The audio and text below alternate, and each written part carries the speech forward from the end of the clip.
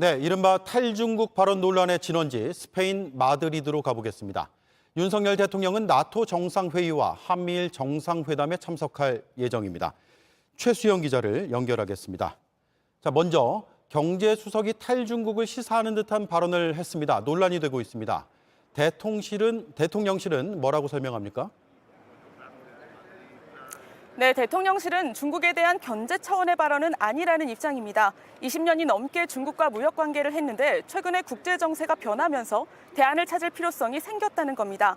그러니까 철저하게 실용적인 차원에서 중국 이외의 수출 시장을 다양하게 가져가려는 것이라는 뜻입니다.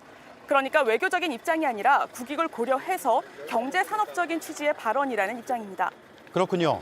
나토 순방 일정도 들어보겠습니다. 지금은 한국, 일본, 호주, 뉴질랜드의 정상들이 만나고 있죠. 네, 약 30분 전쯤에 사자회동이 시작이 됐습니다. 한일, 혼유, 한국, 일본, 호주, 뉴질랜드 4개국인데요. 모두 이번에 나토 회의에서 파트너국으로 초청받은 국가들입니다. 특별히 의제가 정해져 있지는 않습니다만 일본과 호주가 중국에 각을 세우는 국가들이다 보니까 중국과의 관계 설정을 비롯해서 안보 문제를 다룰 것으로 보입니다. 네, 역시나 한미일 정상회담이 주목됩니다. 어떤 의제를 다루게 됩니까? 약 2시간 후에는 한미일 정상회담이 열립니다. 한미일 정상회담은 4년 9개월 만에 열리는 건데요. 회동 시간이 약 30분 정도라서 구체적인 방안이 나올 것으로 보이지는 않습니다. 하지만 이번에 나토가 신전략 개념으로 중국 견제를 공식화한 만큼 중국에 대한 메시지가 어느 정도 수위로 나올 것인가에 대해서 주목이 되고 있습니다. 다만 이번 나토 참석에 대해서 중국이 반발하고 있고 우리 경제에 미치는 영향 등을 고려해야 하기 때문에 윤 대통령이 먼저 중국에 대한 발언을 하지는 않을 것으로 보입니다.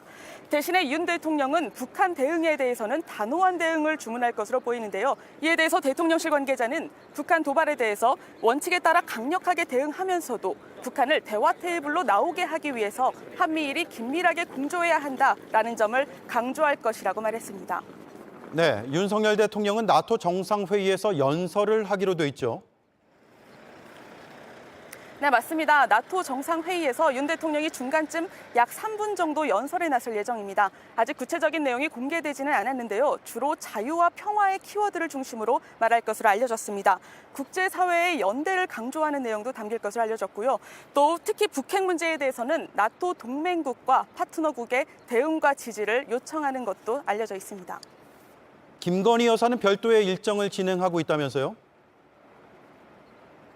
네, 맞습니다. 김건희 여사는 어제는 스페인 국왕이 주최하는 환영 만찬에 윤 대통령과 함께 참석을 했습니다. 오늘은 별도의 배우자 프로그램에 참석을 하는데요. 다른 정상의 배우자들과 함께 왕궁 그리고 국립미술관 등을 둘러볼 예정입니다. 네, 최수영 기자 잘 들었습니다.